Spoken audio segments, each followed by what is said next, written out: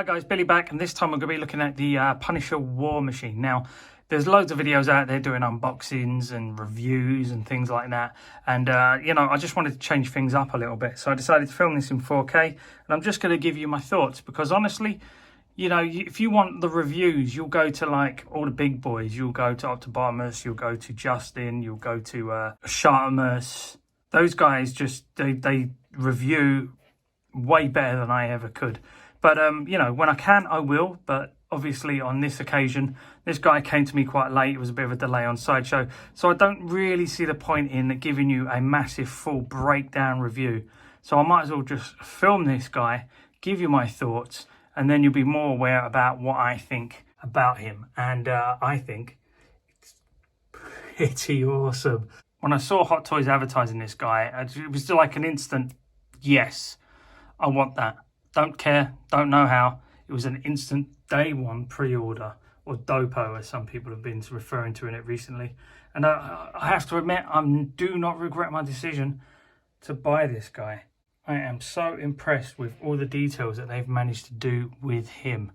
Now you can see I've put the blast effects on there. Some people don't like that, but obviously he's a video game character and he's also from the comic books more than he is a sort of movie representation. So I think he gets away with it a little bit easier. I do remember the War Machine Mark II from Age of Ultron and Iron Man 3. And I just recall that figure just being a little bit anemic in terms of weapons. He had a shoulder cannon and some forearm weapons, but they were really discreet and they didn't really work. I mean, War Machine is supposed to be that. A very vicious, aggressive looking suit. So when they actually did War Machine Mark II, I found it to be a lot more watered down than, say, the Mark 1. They kind of improved on it with Mark III and also Mark IV. But yeah, I think they've gone with Mark III here. And I think this is the better suit out of the other three suits. If you're not going to use the Mark 1, which I really wish they had, because that would have been fantastic. But as you can see, this guy is armed to the teeth. He's got guns on his forearms, underneath his forearms, guns in the hands. You can see he's got a Gatling gun there.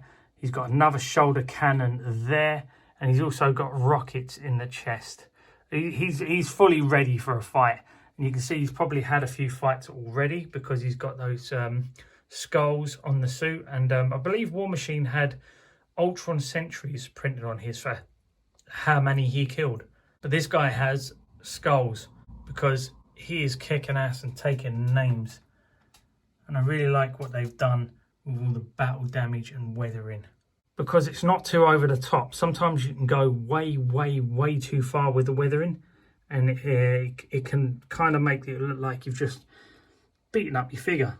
But this, they've kind of weathered it really nice. I really like those steel toe caps there. You see all the sort of markings and damage there as well. All it really needed to improve it was just a spot of blood on the end of his steel toe cap there. And maybe some blooded 1/6 scale teeth you could dash around the place to make it look like he's just kicked someone's face in. That would have been nuts. And this head sculpt, it's very nice, very effective. See, it's actually got really nice skin texture in there. It's a bit stylized because obviously it's from a video game. And I like that little curl sort of sticking out at the front there. Got some cool little scars. I mean, this is the kind of thing you want for Punisher. Him to look a little bit like he's been through the wars. And he's got a scowl because Punisher does have a scowl. And I'm definitely going to be using this head sculpt for my kit bashed Punisher. I really like some of the nice little details on here, including the serial number of the suit. It's 000, as in it's not one of the MCU suits. And look at the thickness of those legs. They're absolute, like a tank. He's built like a tank. When we come around the side, you can see he's got these rivets in the suit here that look really cool. And these little vents here. And I really like the way they've designed the suit on the back here as well. You can actually look like, it looks like calf muscles, but in a sort of like a biomechanical way. And on the back, it's super impressive. Look at all that. It's absolutely massive. Such a block.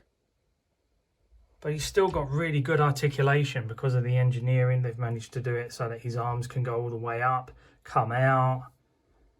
You can twist his torso pretty well. You can extend that torso out so that you can twist and turn. And some of the design engineering on this gun is top notch, because there's so much articulation in it. You can bring this down, you can straighten it up. Let's just take this off for a second. Pop that off. And it can fold all the way up and fit inside this well here. So once you push it up, it can slot in very nicely, and it sort of becomes more discreet and brought closer into the torso. So I'm doing this one-handed. And then if you want to, you can just bring this completely forward and it can just sit in the shoulder like that. Or you can then bring this up and articulate all the way round, up. It slides forward and back really nicely. I just love the simplistic design of that. Okay, I've put the lights on, but they're already fading a little bit simply because the batteries are crap. If you bought a hot toy before, you know the batteries just aren't really that good. You tend to find you get much better effect when you go out and buy your own and fit them in. You get usually a much brighter LED in there. But yeah, I love that helmet. It looks absolutely amazing. The way they've painted that faceplate. Again, you've got all the paint chips up here. And of course, like most Iron Man figures, they always look better with the eyes lit up. But luckily, because this is Punisher, not technically a sort of Iron Man, you can get away with the light effect not showing up. He still looks pretty menacing. In actual fact, with the lights off, sometimes he actually looks even more menacing, a lot more darker eyed. Looks quite good. And you can see it hasn't been on long, but the eyes are fading already. Chest does light up, but it doesn't shine through the eyes. So it's wholly pointless, because you're not going to show off this figure without that chest piece on, because without the chest piece, there's no skull. And without a skull, it's not Punisher. So yeah, you definitely need that on there. So there is no point having that light up feature in there. I think that's just a remnant from the Civil War days when they actually had him as War Machine. They just kept it because it was probably easier than rejigging the design to take it all out. But the truth is, it would have been better if there was some sort of light up feature there. But however, it's not a big deal. I'm not going to light up my figure very often anyway. I find the Iron Man lights are very, very fiddly on all the figures. I have quite a few of them. So I'm not going to go around before people come in to see my collection and start switching on all the lights for them. It's just not going to happen. But I will show people if they really want, I can turn the lights on. More paint chips up here. One of the slight bugbears I've got with this is that this bit here is a bit difficult to get in. I warmed it up with a hairdryer and did it. It works much better. But once it's in there, it's okay. But the ball joint it's on is a little stiff. And it can be a little difficult to pose, and it doesn't move that much. You can't put this gun back like this one. It's on a ball joint. So it moves around a little bit, but it also restricts how he can move. When you turn his head a certain way, you then try and turn this to get out of the way, but it almost doesn't do it. And this bullet belt restricts that movement even further. So as I'm trying to turn this, again, I'm doing this one-handed, guys. But turning it that way, you can feel all this belt and everything rubbing against the helmet, and that could easily scratch the paint up. But there is nice articulation in there. It's just sometimes it can hit off this bit. This bit kind of restricts where you can actually turn that helmet. It's very frustrating. But obviously it can be done if need be, and if you have to, you can remove this bullet belt. But you know, that's part of the aesthetic of the figure. He's armed up. He should have that bullet belt there. And you can't take the Gatling gun off, because if you do, you've just got a bare ball joint. So it doesn't look right. It just looks like he's got some weird little knob on his shoulder. And no one likes a knob on their shoulder. But once this guy's fully armoured up and posed, it's a very impressive piece. Sorry, the arms come down while I was moving stuff around. Okay, my gripes and bugbears with the figure is the Gatling gun can be a little bit hard to pose, and that bullet belt can get in the way of the helmet a little bit. These bits can make it a bit difficult to turn that head. So posing can be a bit difficult sometimes, but obviously if you negotiate everything and move things around, you shouldn't have too much problems, because you can bring the flaps down a little bit. You can lift the head up. You can have it turned a little bit more if you really want. But yeah, that Gatling gun, it has to be on there, but it could also restrict the movement of the head a little bit. The other annoyance that I have is that that light up feature doesn't show up on the chest. It is a shame, but you know, it does save you from having to flip another switch on a figure, because you really don't need that effect on there. Another little bugbear I've got is that the stand that he comes with is just not strong enough to hold him. It's very flimsy. I mean, if I take this, you can see it's moving already, but with the weight of that figure on there, it can really pull that forward. You've got to really get the balance right with him, and it just about holds him and keeps him secure. But it's, you know, you're always left a little bit worried about it, because over time, you know, his balance could become disproportionate, and all of a sudden he's swan diving off a shelf or going through a Detolf glass or something like that, which you don't want. But stand wise, it's very nice and effective. You can see the silhouette of War Machine in the background, and that skull seems to be sort of emanating from his chest and coming forward, so you get a really nice effect there. You've got the Marvel Future Fight logo, which nobody cares about, be honest. None of you care that this was from Future Fight. You just wanted Punisher War Machine in any way, shape or form. But obviously, probably for licensing issues, they had to stick some logos on there to advertise the game in order to get the bloody thing made. But however, and I don't like this simple print on here. I much preferred it when they actually put those little metal plates on there. It kind of gave it an air of class. Now, HC Toys and those knockoff companies, they made these stands and they printed the names on the front there rather than using pieces of metal.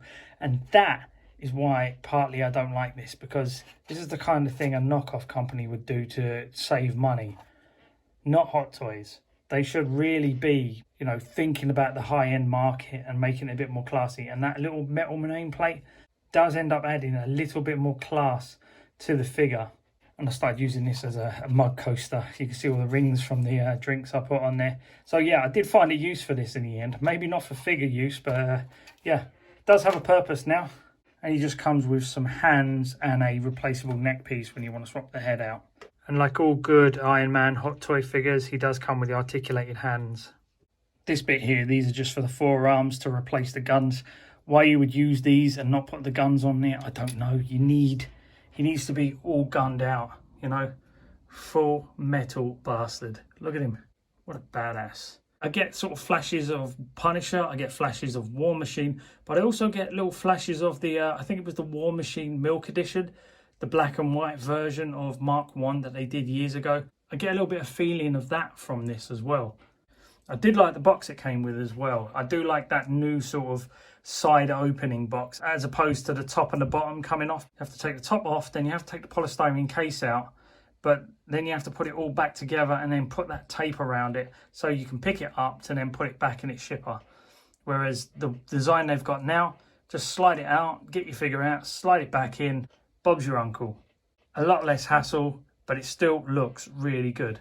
Ultimately, it's a fantastic figure, and it's Hot Toys bread and butter. They know exactly what they're doing with Iron Man and War Machine, and they've taken all the best parts of designing and engineering, and they've taken all the best sort of paint skills that they've got. So while it's not breaking any new ground, it is a perfect example of Hot Toys engineering and design used to the fullest. Overall, this is going to be a very impressive variant on my shelf. It's just going to look and command attention. And that's what I'm looking for now with my collection, is the occasional figure to turn up that will not only command attention, but will also stand out a little bit and not look like every other figure on the shelf. Because once you've had about 10 to 20, maybe even 30 Hot Toys, it starts to become same old, same old. And I'm not slagging them off. I'm not saying it's crap. I'm just saying that you have to keep things fresh. And if you keep opening up the same box, pulling out the same figure made of the same materials over and over again, you do start to get a bit fatigued. So when I can get a variant or something just a little bit different from the norm, it does excite me a little bit more now. Yes, it's another Iron Man, but it's kind of two figures in one. It's also a Punisher. And I don't know, is the Netflix Punisher the only Punisher Hot Toys have ever done? I think it is. So that, you know, they don't often dabble into Punisher territory. We're probably never going to get another Punisher War Machine. We will get another Ant-Man. We'll probably get another Wasp. We'll probably get another Captain America of some sort. We'll probably get another Iron Man. Even if it's just reiterations of old suits in die-cast, you will always be another Iron Man figure coming, especially for a long time yet. And I don't think we're going to be getting any more Punisher War Machines anytime soon. Okay, guys, hope you enjoyed the video. Like and subscribe. Do me a favour now, if you can get the fuck out of my cave, I'm going to put this guy up on the top shelf with a few others, including my Hot Toys Whiplash Mark II figure. Bye-bye, guys.